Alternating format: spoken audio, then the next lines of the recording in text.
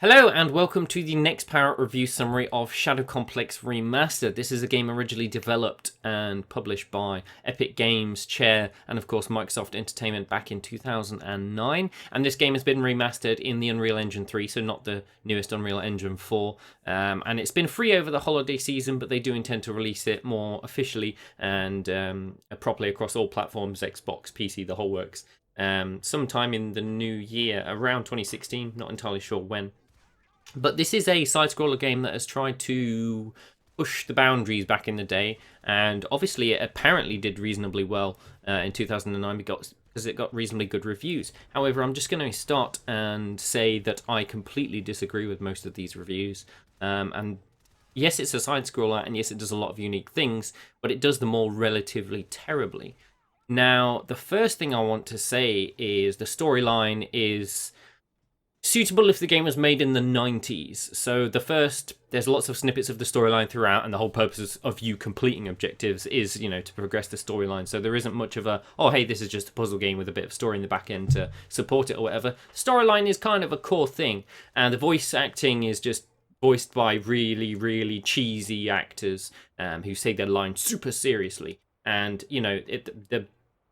the situation that they're in, they would not act the way they are acting in the situation that they're in. The story is so horribly loose. It is basically straight out of some American spy movie from the 90s. And I would forgive it if it were written in the 90s, but it's not. It was done in 2009, and the story is just terrible. If you're buying this in hopes of Spec Ops The Line, or just don't. The storyline is pretty bad. And to be fair, most of the early game is pretty poor as well. In the early game, you're just a man with a pistol and a flashlight. Early game, all the enemies are pretty bland and boring, although that persists through most of the mid to late game as well anyway. The first two enemies you meet are Standard Soldier number 1 and Standard Soldier number 2. They're both just wearing slightly different things. Occasionally they'll be equipped with a different weapon, but other than that, they are pretty much the same person. And those two basic soldiers exist throughout the entire game. They are the cannon fodder of the game. They're like the sprinkling of dust that the developers put on every single level, where basically they said, hey, we need enemies in this very large room, so let's just throw in some cannon fodder that mean absolutely nothing to the player with all of their 400 HP. So yeah, the first couple of enemies are a bit crap, but then as you progress, you do get some more enemies. But to be perfectly honest, the variance between the enemies is pitiful. So one of the first things I want to highlight is that, in all side-scroller puzzle-orientated games, you have these various types of enemies that have to be countered in certain different ways, and, they in themselves add to the puzzle of the whole level or of that specific area of the level. Whereas in this, worthless, pointless cannon fodder that's just there to gratify the fact that there are guns in this game and that you can use them on things. Other than vents, blowing up vents, it's a favourite of mine over the last week.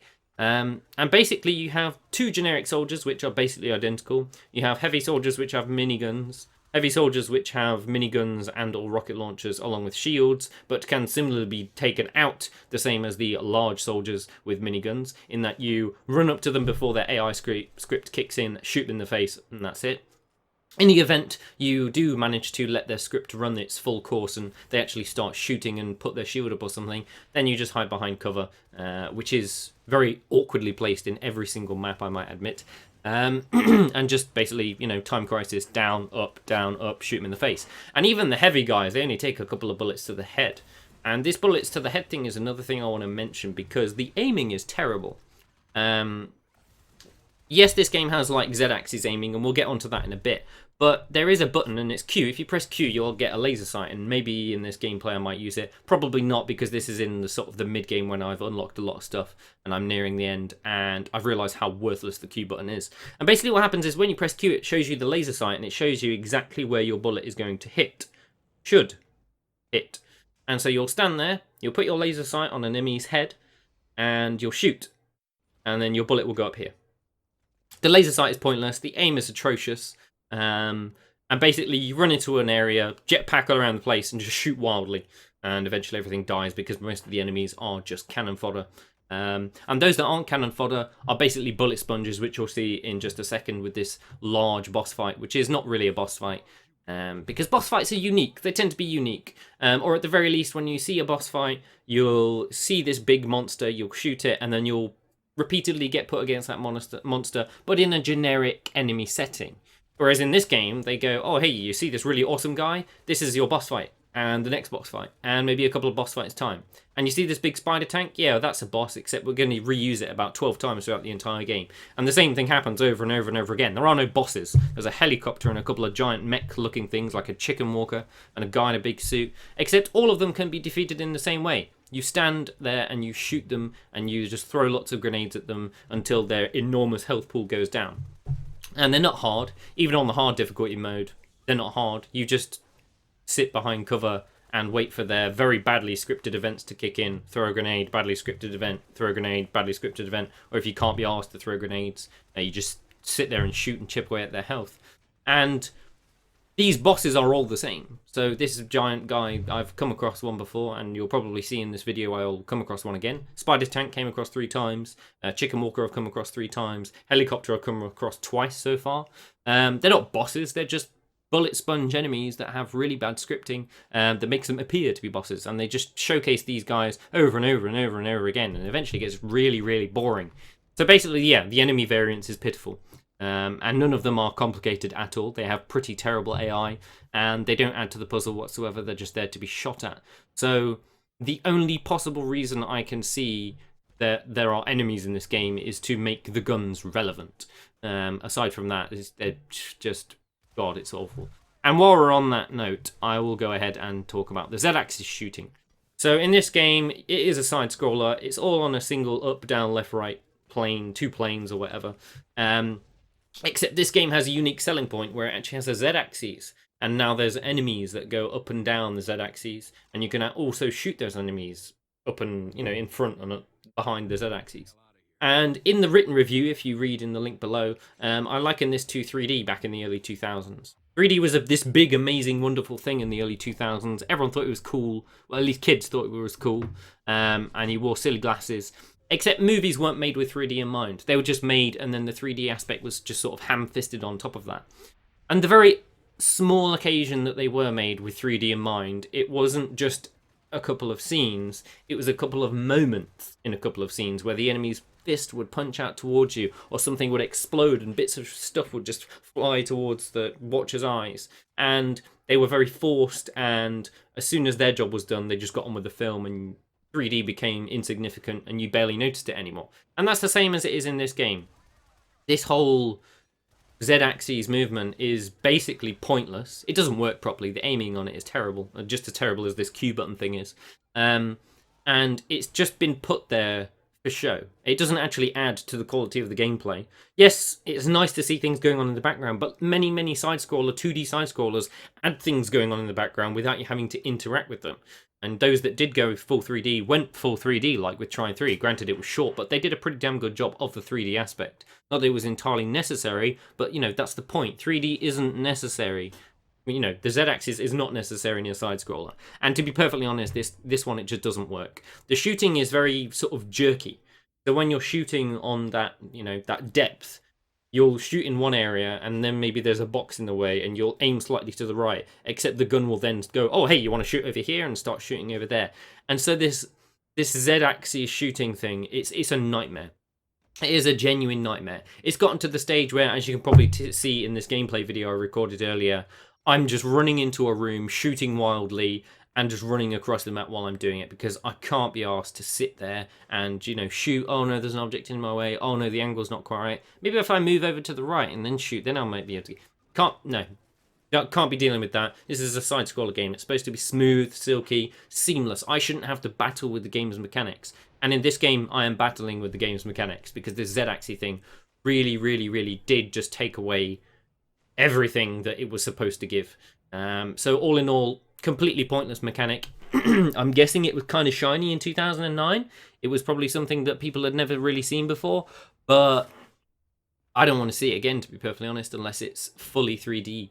It just doesn't work, and I guess that's my opinion, and maybe some other reviewers will go, oh my god, this is the greatest thing ever, except the aiming is poor. And one of the key things about 2D side-scrollers is they have to be smooth, they have to be silky, and everything has to be locked down tight. So Mark of the Ninja, Trine, Super Meat Boy, Strider, Movement was perfectly silky. You knew that if you missed or if you did something wrong, it was your fault. In this, in Shadow Complex Remastered, a lot of the movement is not your fault. A lot of the movement is in fact just the game is just... It's just not silky smooth at all. At all. Like, the character will grab on ledges you don't want him to grab onto. He won't get off of walls. Boosting out of water is next to impossible. And for some reason, every time there's a cutscene, if you're already holding the D button ready to move to the left, they won't move. You'll have to let go and then press it again. The whole movement system is wrong, basically. It is just wrong. It's very, very choppy. It's very aggravating because you do things wrong and everything just goes wrong and it's not your fault. It's the fact that the game is just not as smooth as it should be. In terms of movement and just pure combat, there are literally a dozen different 2D side-scrollers I could name off the top of my head that do all of this better than Shadow Complex Remastered. Now, I don't know whether the original 2009 title was like this because I never played it and that's why I'm reviewing it now. But if it was like this, then God, I can't understand why the hell anyone would give it the review scores it did. Because the movement is terrible, it's clunky, and everything just feels wrong. All, in a world of 2D side-scrollers, this game has not got a hope against, a lot of the indie titles that we've seen lately. It just doesn't have a chance because nothing is locked down, nothing is smooth, and nothing is as, pristine as it should be. Even indie and early access titles that are 2D side-scrollers, so many of them have everything just perfected after this. Now, obviously, this game isn't 100% fully released, and it's being, put up for sale in a couple of months' time, perhaps, on consoles or whatnot. But if it releases in this, I can't imagine anyone's going to want to give this a good review or indeed pay what they're asking for. Aside from all of these foibles, near the end of the game, it does actually get kind of fun. In the early game, it's very boring. You have a pistol, you're just a man, and you don't really have much at your disposal. But in the actual late game, when you've picked up, 3 out of the 5, or all 5 of the pieces of the suit, and you've got your gadgets, and you've got all your different shiny-looking guns, the game is actually kind of fun. You can actually run through a level, do loads of crazy Crisis-style stuff, and just go crazy. And that is actually good fun, except the catch is you have to play for like 8 hours in order to get to the part that's actually fun. So the game is kind of kneecapped itself in that regard because for most of the early game, I genuinely was bored. I literally could not spend another hour playing this game. And then suddenly on like Monday or Tuesday night, when I finally got into the mid to late game, I thought, oh, hey, I'm actually enjoying myself now. Now that I've got this boost thing that makes me break the sound barrier in the middle of a corridor, or now that I can just, use some of these random ass things that this suit has given me, it's actually fun. The game is actually relatively fun, except that fun takes far, far too long to get there, and it's a very rough path to get there. And then it ends. So it's annoying because it has so many good intentions, but it executes everything really, really badly. And the other thing I was really disappointed in is that melee is actually kind of cool. Depending on how you land or jump at enemies, you can sort of drop down, and if you press E at the right time when you're close to them, it'll come up with a little prompt at the bottom. You can do these awesome cutscene-y things where it, just absolutely annihilates an enemy. When you've got some of the bigger suit power-ups, it has a lot of more punch. And, if you're entering a room and you don't want to send, alert all of the other guards, you can creep up to another guy, quickly melee him, and then go up to the next one and melee him. And it's actually kind of cool. Except they've spent no development time on it whatsoever. They've developed the cutscenes so that in the event you do go up to someone and press the E button, it looks kind of cool, and it feels kind of cool. But aside from that, they've just not developed the melee at all. There is no point to melee. Literally, you could empty a room more efficiently and more quickly by just shooting them. But it's almost as if you use the melee function to improve your own enjoyment of the title because that's the only thing that feels reasonably decent. But because it hasn't had enough, level design time, it just sort of fades off into non-existence. Which is a shame, really, because it does feel quite punchy and it does feel quite good. And the other thing is the gadgets. I have to say, lots of games have these token puzzle things. So you've got every single game, there'll be like 5 different types of puzzles, and they'll all be solved with 5 different types of gadgets. And that's the same in this one. You've got things you can shoot, things you can explode, things you can expand with foam, things you can explode by running at them once you've got the running thing. I'm sure there's a few other things that I'm forgetting. And machinery you can shut down with foam, and all sorts of things. And this game does actually have, you know, some unique puzzles with actual unique gadgets. I mean, lots of side scrollers all go for the same um, token gear, if you will, in a lot of games. Even Assassin's Creed Chronicles has reused a lot of very similar items that you'll see in many, many other side scrollers. Whereas in this game, it does finally, at last, somewhat bring itself some sort of unique gadgets, which is actually quite nice to see. Unfortunately, with the melee being reasonably decent, and the gadgets being fun, and the end game combat being fun, it's just a very poorly designed game. Obviously, this is going back to the original 2009 design, but the fact that this game still hasn't been locked down in the smoothness department in years, it worries me. And so, no, I won't recommend this game to anyone that enjoys the 2D side scroller. Just play Mark of the Ninja again. If you have already played it, just play it again, or just play Strider, or just play Assassin's Creed Chronicles. See, Assassin's Creed Chronicles was a pretty average game, but even as an average game, it is better than this in almost every basic function. What this game does well is some of the offset little side bits that, you know, don't matter too much, but they're nice additions. Whereas what it does badly is the whole core concept of the game. And at that point, why? So I don't understand this game. I don't understand why they're remastering it either. Because if this is exactly what it was like in 2009, I can't imagine why I'd remaster it. Maybe it's because IGN give it a 9.5 out of 10. God knows if that guy who reviewed it is still working for IGN, but I could not disagree with anyone's review score more. But then again, it is a personal thing, I suppose. But just look at this. Look at this bullet spongy nature. I'll just sit there and duck while I shoot this guy. And this is supposedly a well-scripted boss fight. So, no, I don't recommend this game to anyone. If you are looking to read the full review, go ahead and check out the link below. Although I think I've explained myself pretty well here. And of course, you can check out the performance analysis in the link below. That's worth noting. 1080p is pretty good. This runs on pretty much every hardware ever. 4K, not so great. Another thing I want to mention, just as a little quibble, because it really irritated me. I have a 295X2. I understand that lots of newer games, lots of indie games may not necessarily support multi-GPU, and that's fine. I accepted that when I bought the game. But this game runs in Unreal Engine 3. Now, last time I checked, Unreal Engine 3 is 11 years old, and many Unreal Engine 3 games do support multi-GPU setups, but this one doesn't. So when my FPS was about 29 in this game on 4K, a game that's 6 years old, I got a little bit irritated. So yeah, overall my experience with this title has not been fantastic, and I will not be recommending it to any of my friends. And I think just to weaken the blow, I'm going to go ahead and shower myself in some Strider just to remember what real movement feels like. So that's it from us for 2015. We will, of course, bring you a new review in 2016 and the first week back. Don't know what it is yet. Haven't scheduled much beyond the second week in January, I think, because not a lot of stuff comes out. But we will get something ready for you. And, of course, there's no Next Week in Gaming episode this weekend either, but there will be another one back next Saturday. So I hope you guys have enjoyed everything we've done this year. And I look forward to bringing you guys some more content in the coming new year. So yeah, enjoy watching the rest of this train wreck. I'll see you guys next year.